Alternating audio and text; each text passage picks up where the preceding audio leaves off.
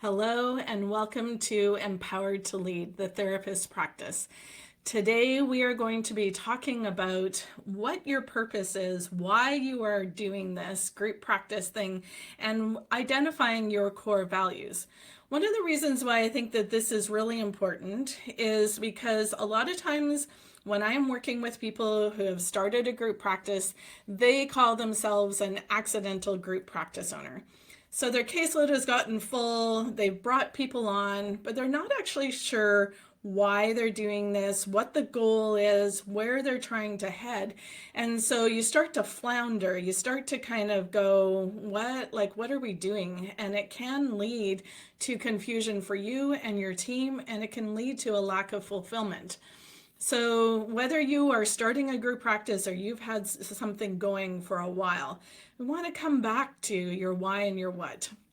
Let me share with you a pretty vulnerable or like real example. I was doing some business coaching for myself recently, and he started out our session with like, why are you doing this and what do you want? And I could identify the why. I started Group Practice Network. I started coaching because I wanted to support people who were doing a group practice. I wanted people to avoid some of the pitfalls that I have. And primarily, I wanted to have connection and to know that I'm not alone, but also to help other people have community. That was easy. And then it came to what? What are you trying to do? What are your goals? What are you trying to offer? And I stumbled. I actually started to feel a little bit overwhelmed in there because I actually don't know. And in that moment, I felt like I don't know what I'm trying to do or what I'm trying to offer. I've got all these things. I've got all these offers that I want to try because they sound great. But do they line up with who I am and what I'm trying to do?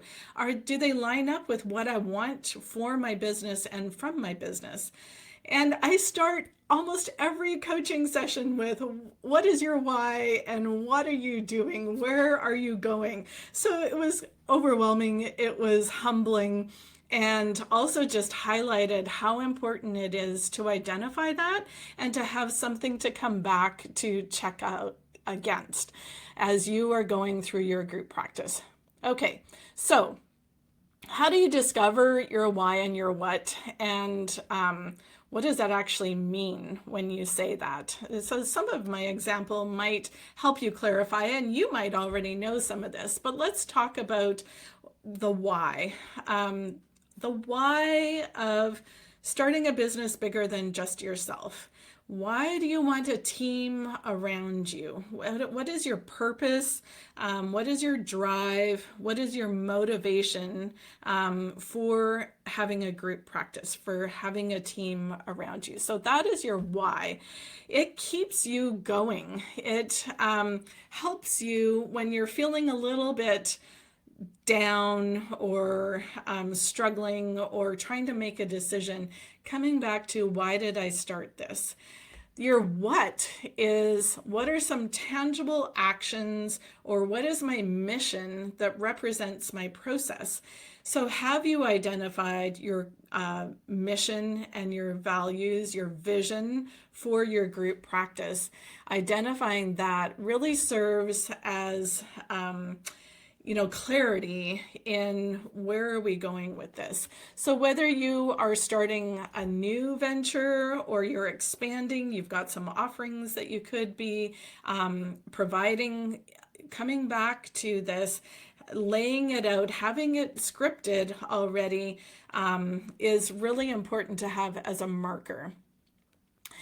I want to just kind of come to an example of somebody that has clearly identified their what, their why and their what, because they knew exactly why they wanted a group practice. So Tara Monroe, she is on Vancouver Island.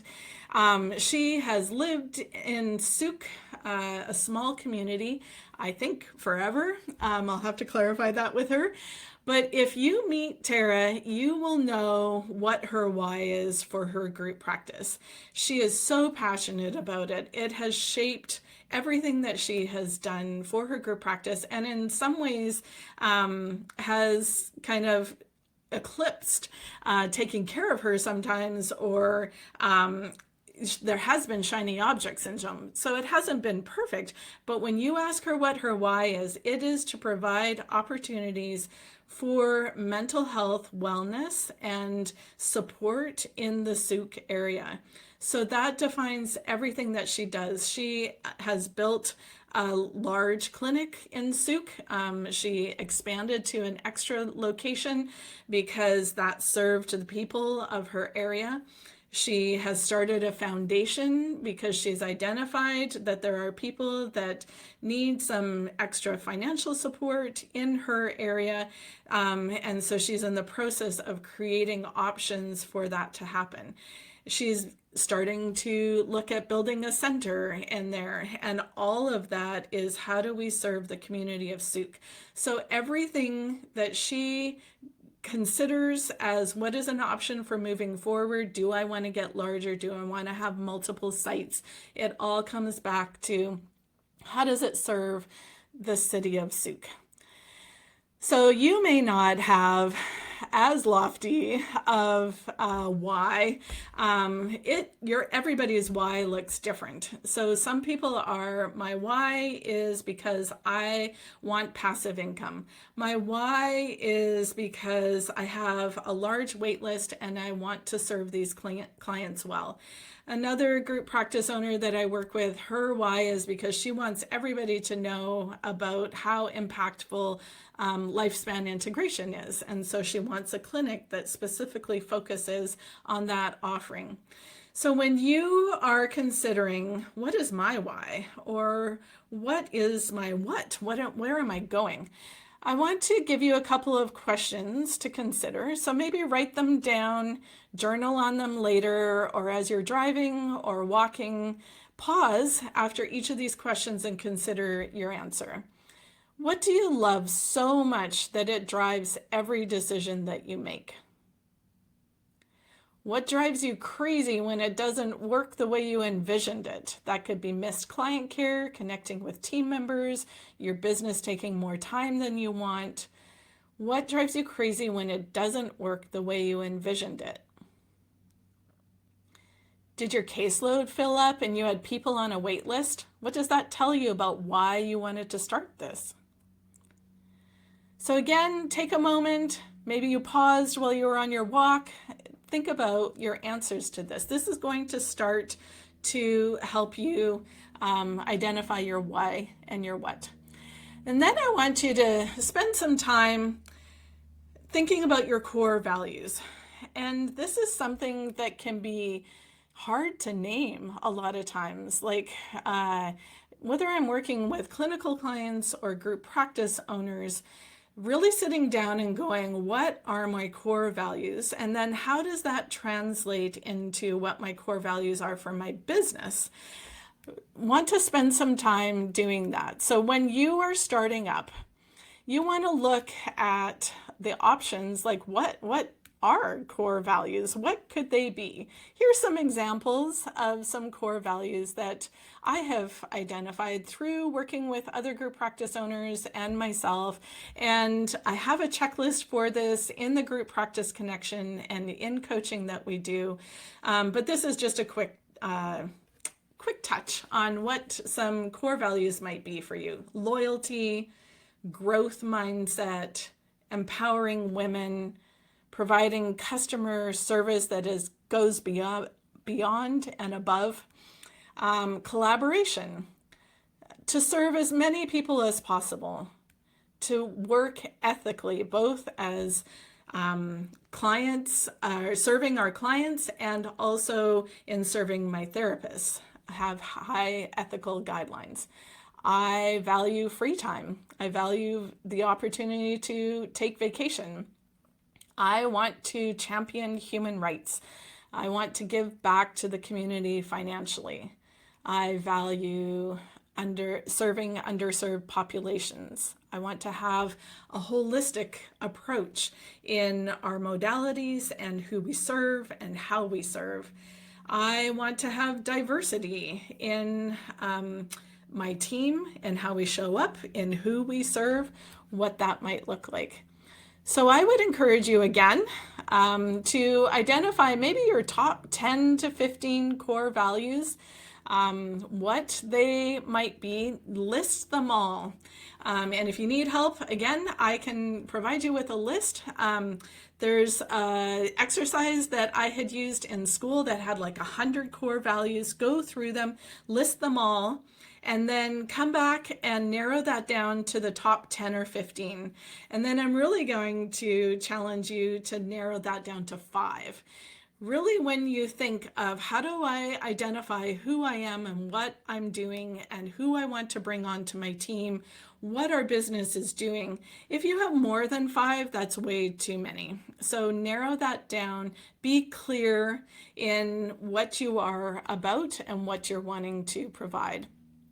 And then how do you make sure that you're in alignment with that as you grow? So we start with a business blueprint, and everything that we do in the Group Practice Network at the very beginning is let's create a business blueprint. I would call it a business plan, but most people's eyes glaze over when we do that.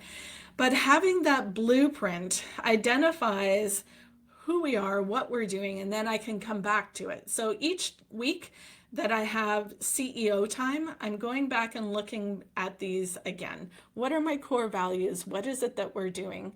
Maybe you have a journal where you list your core values at the beginning of the year, and then each quarter you come back and check in on them. One of the things that I do quite regularly with my team is when I'm doing the interview process, the core values are listed in our listing, in the job posting. And then as we are asking our questions, we're aligning those with the core values. When we do the onboarding, we actually slow down and go, here are the top core values for our group practice. And this is how it shows up for you as a therapist or for your admin.